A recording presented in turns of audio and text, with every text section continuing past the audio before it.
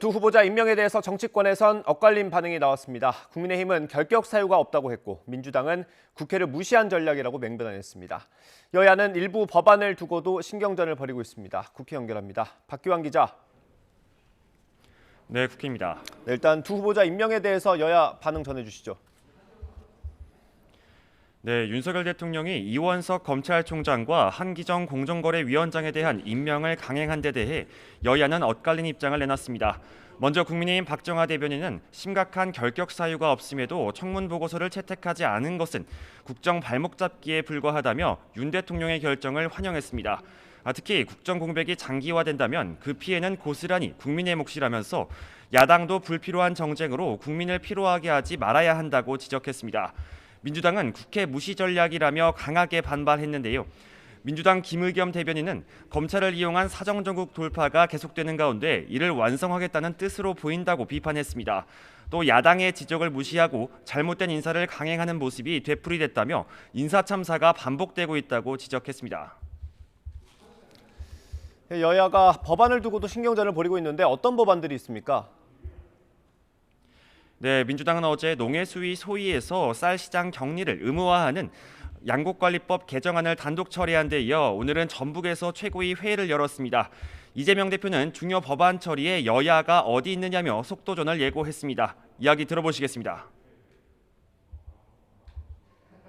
주곡 가격 유지를 위한 이런 활동에 여야가 어디 있겠습니까?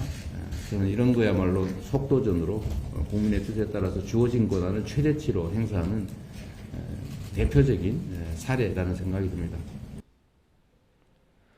반면 국민의힘은 민주당이 불법 날치기를 했다며 이재명 대표의 사법 리스크 비판을 피하기 위한 술수를 부리지 말라고 강력 비판했습니다. 그러면서 노란봉투법 등을 포함해 대통령 거부권 행사 건의 가능성까지 꺼내들었습니다. 다시 들어보겠습니다.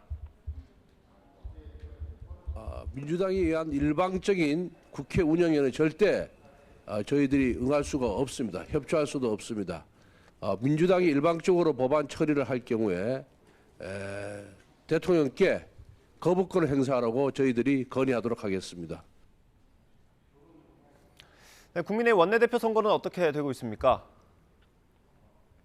네, 국민의힘은 권성동 원내대표가 사퇴 의사를 밝힌 뒤 후임 선출을 위한 작업에 속도를 내고 있습니다. 어제 이용호 의원이 출마 선언을 하면서 주호영 의원을 단독 추대하는 방안은 사실상 물 건너갔는데요. 이 의원은 오늘 아침 라디오에서 경쟁을 통해 당을 건강하게 만들 필요가 있다고 밝혔습니다.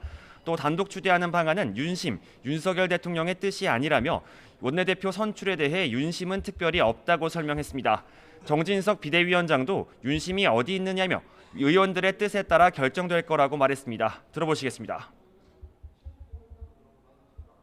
오롯이 의원님들의 판단의 결과로 그 원내대표는 선출되는 것이니까 굉장히 존중해야 될 부분입니다.